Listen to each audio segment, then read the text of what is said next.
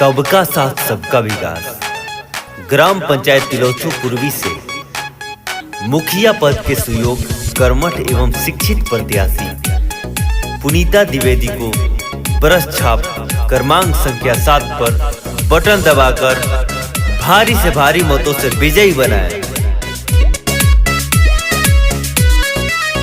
सब जनता से ये पुकार बड़ुए और जी करत बेटा तोहार बड़ुए। सब जनता से ये पुकार बड़ुए और जी करत बेटा तोहार बड़ुए।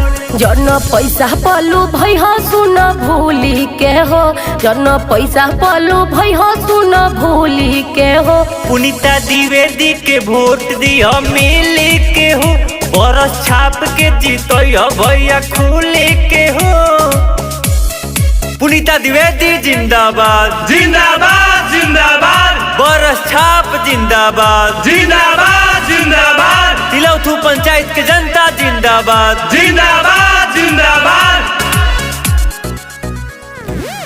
तिलोथू पंचायत के होई तो जन दिन दुखियन में बसे इनकर परन। हे चाचा वोट देवे के बना।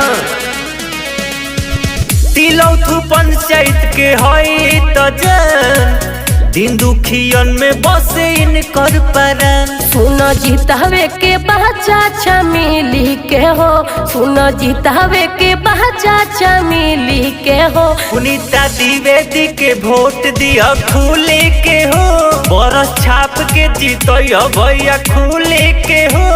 जो नहीं जानते हैं उन्हें भी याद दिलाएं, जो नहीं जानते हैं उन्हें भी याद दिलाएं। ग्राम पंचायत तिलोथू पूर्वी से मुखिया पद हेतु पुनीता द्विवेदी को बरस छाप क्रमांक संख्या 7 पर बटन दबाकर भारी से भारी मतों से विजयी बनाए। मुखिया लायोग बड़ी पुनीता द्विवेदी हो, दे के वोटे जीतो भैया हो।